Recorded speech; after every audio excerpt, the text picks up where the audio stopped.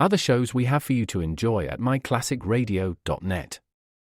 The Avengers was most certainly not a household name in South Africa prior to the radio series. With no national television service until 1976, the mechanism simply was not present in the country to show television programs to mass audiences. While many other countries reveled in the filmed adventures of John Steed and company, South Africa was not equipped to join in the fun. The series took Britain by storm and made a major impression in the American markets, being that greatest of rarities, a British series given a network transmission slot. However, as a filmed series, rather than a videotaped one, The Avengers was able to gain a modicum of exposure in South Africa through film rentals. Come and listen at myclassicradio.net. It's not easy being the one everyone counts on to keep the facility running, no matter the weather or supply chain hiccup. But we get you, Raymond in Buffalo, and Maria in Miami, Jules in Minneapolis, and Stan in Central Indiana, taking control of everything that's under your control. At Grainger, we're here for you with experienced branch staff at over 250 locations so you get the product you're looking for. Call, click Grainger.com, or just stop by. Grainger, for the ones who get it done.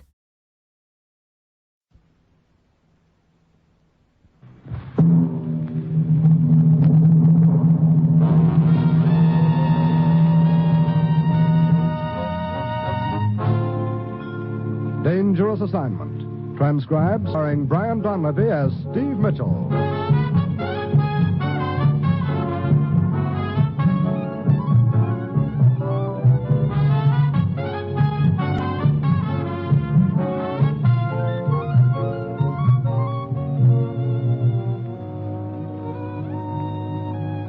Yeah, danger is my assignment. I get sent to a lot of places I can't even pronounce. They all spell the same thing, though, trouble. But when I walk into the commissioner's office, I don't realize this assignment's going to wind up with me getting the best Christmas present I've ever had, right while I'm staring down the barrel of a gun.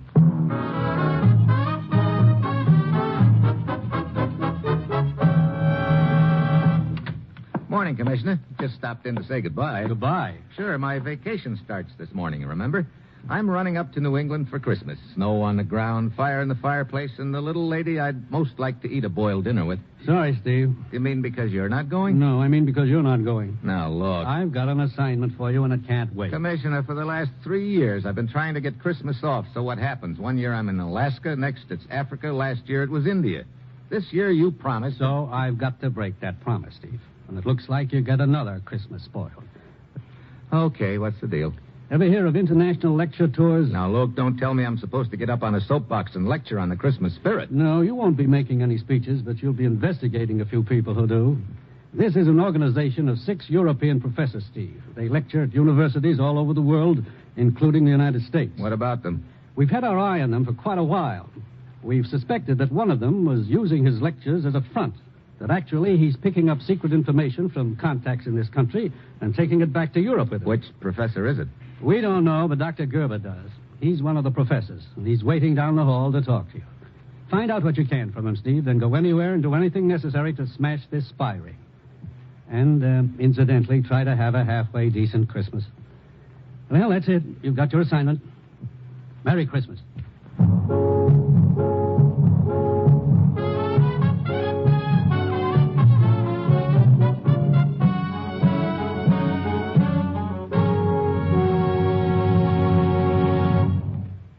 The National Broadcasting Company is presenting Dangerous Assignment, starring Brian Donlevy in the role of Steve Mitchell, colorful, two-fisted government agent. At all those places of the world where danger and intrigue walk hand in hand, there you will find Steve Mitchell on another Dangerous Assignment. If you aren't already acquainted with NBC's great Sunday lineup of stellar radio programs, you're missing some of the finest programs on the air. Theater Guild on the Air is one of the great shows aired on this station every Sunday evening. Featuring stars of Broadway and Hollywood in fine dramatic works, Theater Guild offers the best in radio entertainment. And comedy on Sunday wouldn't be complete without the Phil Harris and Alice Faye show. Now, we think you'll agree that Phil and Alice join forces to present one of the funniest programs on the air. So be sure to tune to this NBC station this Sunday and every Sunday for our stellar program lineup.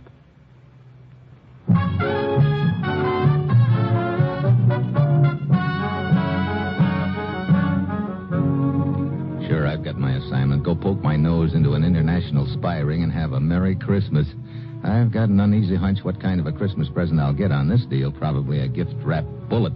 I go down the hall to the room where Dr. Gerber, one of the members of the International Lecture Tours, is waiting for me, and he tells me he knows who the foreign agent in the organization is and that he'll tell me on one condition. I must have protection, Mr. Mitchell. Oh, it's no problem. You're safe in this country, Dr. Gerber. You don't understand. I don't mean protection for myself. What? Here, this picture. Little boy.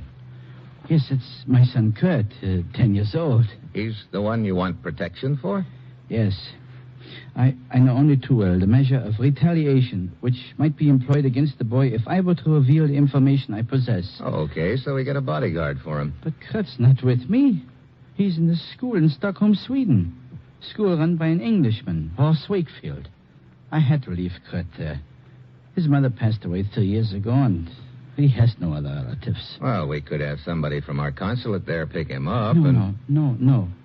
I'm sorry, that's not good enough. Kurt is registered under his mother's name at school. Inskuld.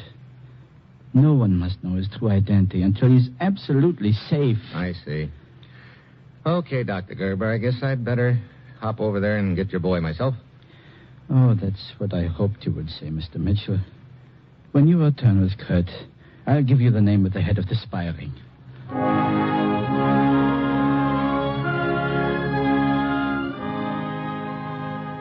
So I grab a plane for Stockholm. Dr. Wakefield's school is out of the city a little way. As I approach his office, a little girl with long curls comes out and wanders off toward the other children. I show my credentials to Dr. Wakefield and ask him to see Kurt. Mr. Mitchell, Kurt has disappeared. What? Yes, that little girl who just left my office was Ilse, a playmate of his. I've been questioning her, but she has no idea where he is. I'm worried sick. When did he disappear? I'm not sure, really. What do you mean? Well, last evening, a woman came to see Kurt. She told me she was his aunt. Kurt's father told me Kurt had no other relatives. But how was I to know that? She said she was his aunt, and I saw no reason to doubt her. Go on. I sent her to his room. I believe she left when regular visiting hours were over. That would be at 9 o'clock last evening. What do you mean you believe she left? Aren't you sure? Well, as a matter of fact, I turned in rather early last night. Had a splitting headache. Sounds like a pretty careless way to run a boarding school, Dr. Wakefield. I resent that, Mr. Mitchell. Ordinarily, I exercise the greatest of care and supervision. But with this headache I had, I was obliged to go to bed. I see. And you don't have any idea when Kurt actually disappeared? No. All I know was that he was missing this morning. Oh, great. I haven't telephoned the police yet, but I think I'd better right now. No, wait a minute. But it seems obvious. The boy's been kidnapped. If he has, I think it's to ensure somebody will keep his mouth shut. That means he's safe as long as the kidnappers don't feel any pressure on them. No, this has got to be done undercover. Let me see what I can find out. Very well, if you think it best that way, Mr. Mitchell. Incidentally, are you familiar with an outfit called International Lecture Tours? Why, yes, they have an office here in Stockholm, on Drottningsgatan, I believe. Oh, well, never mind. I'll find it.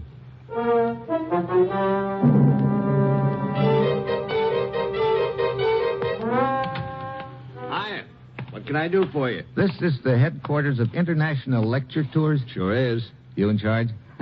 Well, I'm the leg man. And I guess you're the boy I want to talk to. My name's Mitchell. Saunders is mine. I'm always glad to meet anyone from the States. You say you're the leg man for the outfit. What does that involve? You name it. The works. Shacking around the world in front of the wise men. Scheduling lecture dates, making hotel reservations, keeping them in toothpaste. Sounds like quite a job. Well, there are probably easier ways of making a living. How'd you get into this racket?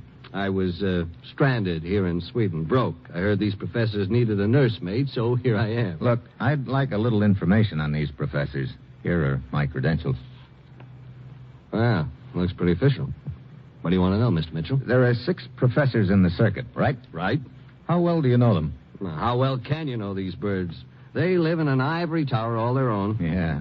Where are they all now? This chart shows the setup. Stelter's in Bombay. Duval's in Toronto. Chumley's in Cape Town. Buchek's in Copenhagen. You're really getting spread out. Yeah. Gerber's in the United States. Uh-huh. Aren't any of them anywhere near... Yeah. Dr. Friedrich? Right here in Stockholm, huh? Oh, yeah. As a matter of fact, I'm expecting him any minute. He's got some sort of beef, as usual. He's a real fireball. I'd like to meet him. Well, stick around. He ought to be here any minute. Calm down. He is. Saunders, what kind of a booking agent are you? That's a good question. How many times have I told you I must not have left the hotel room? Now, just take it easy, Dr. Friedrich. And Take maybe it we'll- easy, he says, and that dump-up upstairs with his clump all night while I work on my lecture notes. How much could a man stand? Well, there, you've got me. If you'll just relax. And why you scheduled me in Stockholm this time of year when you know I would rather be in the United States? I did that because you and Dr. Gerber don't seem to get along too well, and I like to keep you apart. How come you don't get along with him, Dr. Friedrich? Because the theories he bleps about in his lectures, they are incorrect. They contradict my theories. What business is this of yours, young man? This is Steve Mitchell, A newspaper reporter, Dr. Friedrich. Mind telling me where you were last night? Working on my lecture notes. But that clump overhead, how could a man work? You know, that's funny. Funny, he says. It's an outrage. Well, I mean, I called your hotel about a lecture date last night, and they told me you were out. Oh? Well, yes, I had forgotten. I had an engagement for a while. Was she nice? Nice she was. Well, see here, this none of your business. Saunders, I leave you with 2 words. Get me better rooms with no draft and no clump overhead, or I quit the tour. Goodbye. So now you've met Dr. Friedrich. Yeah, I sure have. Well, I'll check with you later, Saunders.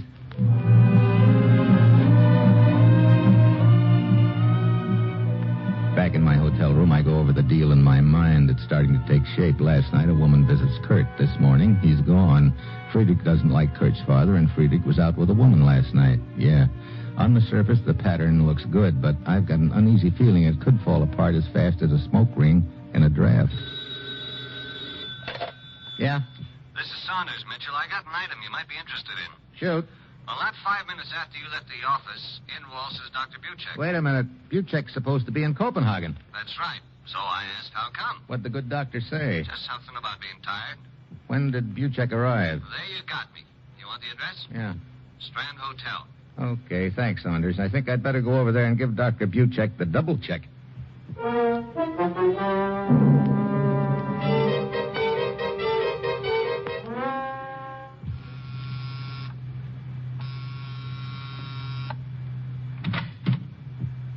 Yes? Well, hello.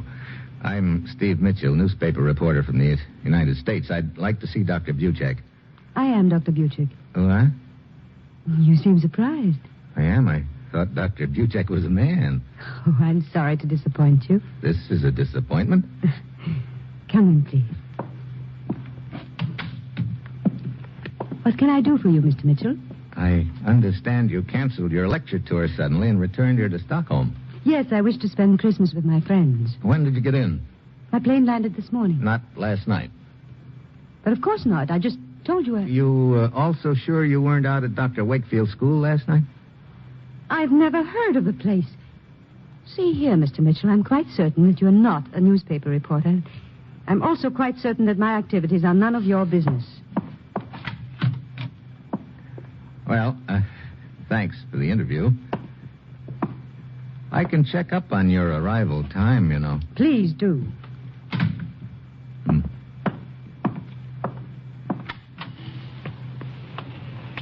A word with you, sir. What? Who are you? I'm Oscar. I'd like you to meet my friend Olaf. What? I don't see any. This is Olaf's gun in your back. He's the strong, silent type, but he has a very nervous trigger finger. Look, what's this all about? You shouldn't have bothered the young lady. Dr. Buchek? Now we have to go for a nice ride. A short one, no doubt. For us, yes. For you, such a long ride, I don't think you will ever Look, return. if you think I'm going to stand here and let you... We don't expect you to stand. Olaf.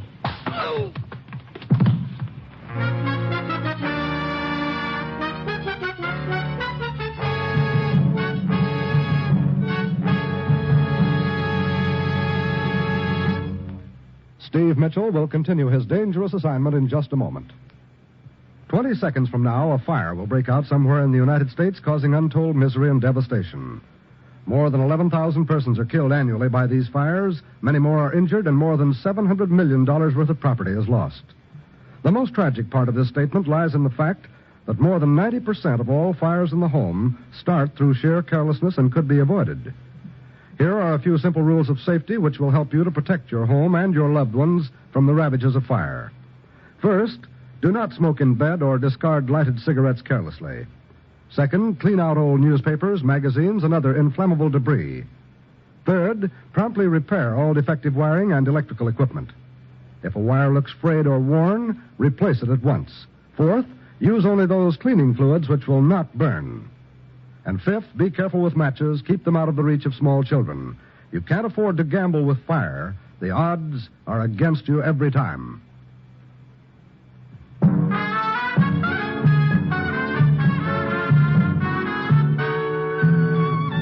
Now back to Dangerous Assignment and Brian Donlevy as Steve Mitchell.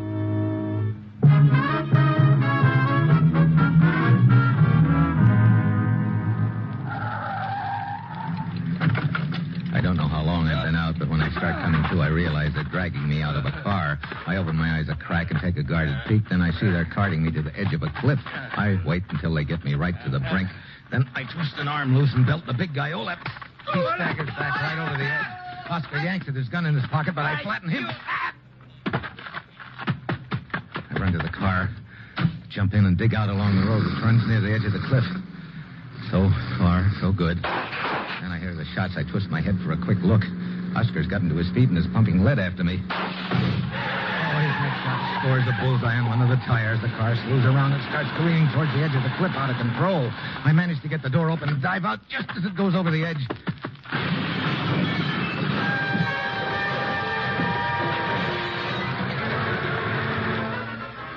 I land on a ledge about 20 feet down from the top. Lie there in the brush just as the car bounces down to the bottom and bursts into flames. After a few moments, Oscar sticks his head over the top of the cliff and looks down at the burning wreck with a big grin on his face. He figures I'm getting a king-size hotfoot about now. Finally, he turns and leaves. I give him a few minutes. And I drag myself together and head back into town to the lecture tour office. Hey, you look like you've been dragged through the well-known knothole, Mitchell. You're so well-known, right. Hey, look, do you have a picture of Dr. Buchek around here anywhere, Saunders? Sure. Here's a publicity still we sent out to the papers. Will it do? Very nicely, thanks. She, kind of made a hit with you. Yeah, big hit. So now I'm going to return the compliment.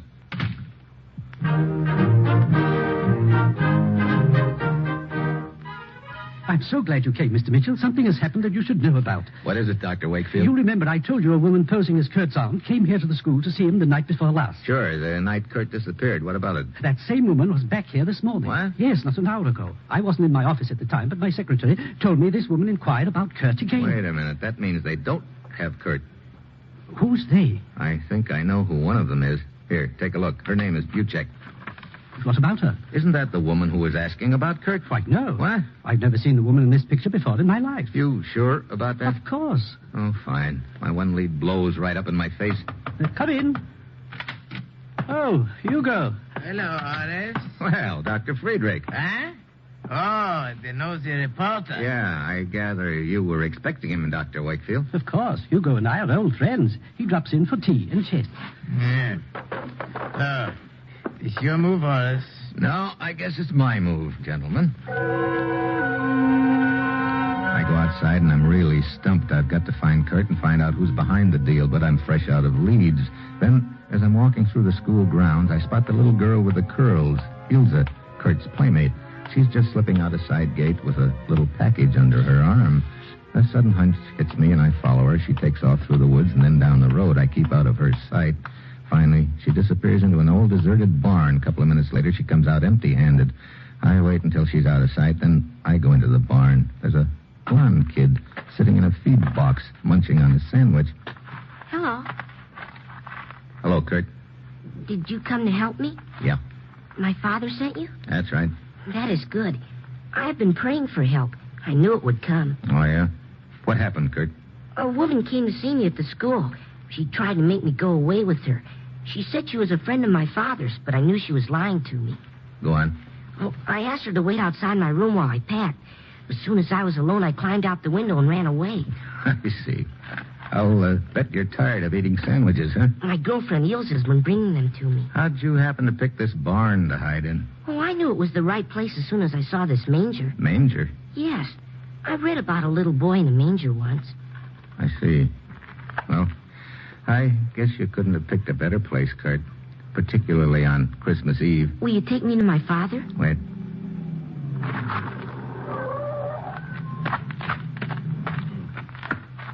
Hey, two guys. Oscar and... Well, what do you know?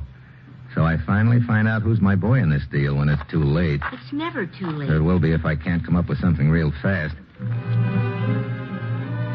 My eyes flick around the barn looking for something. Anything. Kurt is on his knees in the manger praying. Then I spot a light bulb dangling from the end of a wire. I yank the wire loose from the bulb and trail it behind me, holding it in my left hand by the insulated part. Then I lean against the stall Kurt's in and just wait. I take a quick look at him. His eyes are closed and his lips are moving a little. There he is. Yeah. Hello, Mitchell. Hello, Saunders. So you're the big boy. I'm the big boy. But some guys will do for a buck, huh? You sent me chasing after that Buchek woman so your two stooges would know where to pick me up, huh? Incidentally, where's your other stooge, the woman who tried to get Kurt at the school? She's waiting at my office until I take care of this little deal. Thanks for leading us here. Don't mention it. I'm afraid you kind of complicated things, Mitchell. Originally, I was going to grab Kurt and keep him so Gerber wouldn't spill about me. But now you know the deal, so that means I got to get rid of both of you. I'm sorry. That's the way it is. His gun starts swinging in my direction. It's now or never. I whip the electric wire out from behind my back and lash at his gun with it. A sort of blue flame wraps around the gun. Saunders drops it and grabs his hand. I give him a fist. Oscar dives for the gun, but I'm waiting for him. I tie the two of them up with their belts. And I turn to Kurt. He's still sitting in the manger, looking at me calmly. Is it all over, Mr. Mitchell? It will be as soon as we pick up Saunders' girl at the lecture office. I prayed that something would happen to deliver us. It happened. Well, you see, I sort of made it happen, Kurt. Did you? I prayed for a bolt of lightning, Mr. Mitchell. Well, I guess you could call that electric spark a bolt of lightning, but it was man-made lightning. Was it? How did you happen to think of it? Oh, I guess I just sort of... Well, I saw the light. Yeah, I guess I sure did. You see? Yeah. Yeah, I see. I'm the last guy in the world to argue the point, believe me. Funny. I was the one who was screaming that my Christmas was spoiled. Thanks, Kurt. For what? For one of the best Christmases I've ever had. Come on.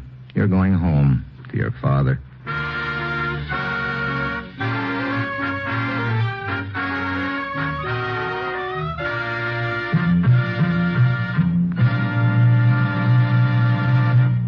Our star, Brian Donlevy, will return in just a moment.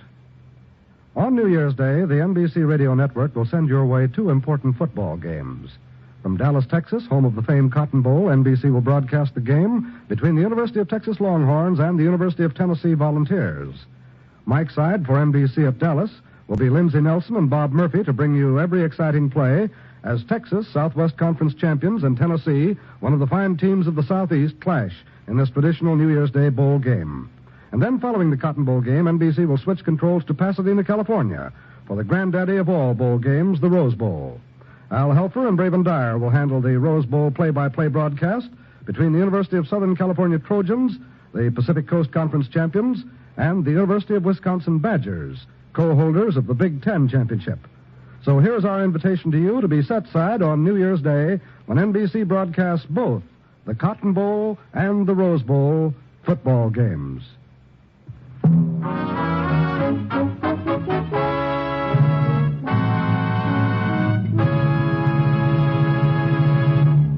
Tonight and tomorrow, as all of us throughout our great country celebrate Christmas with our families, trees, and gifts, let's not forget that it's the giving, not the getting, which is the true celebration.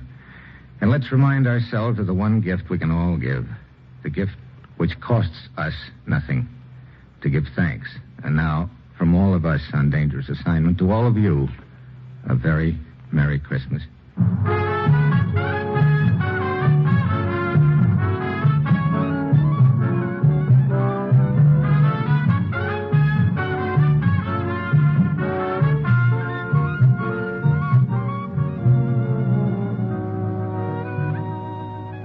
This is John Storm speaking and saying be with us again next week at this time for another transcribed Dangerous Assignment. This is NBC, The Night Before Christmas.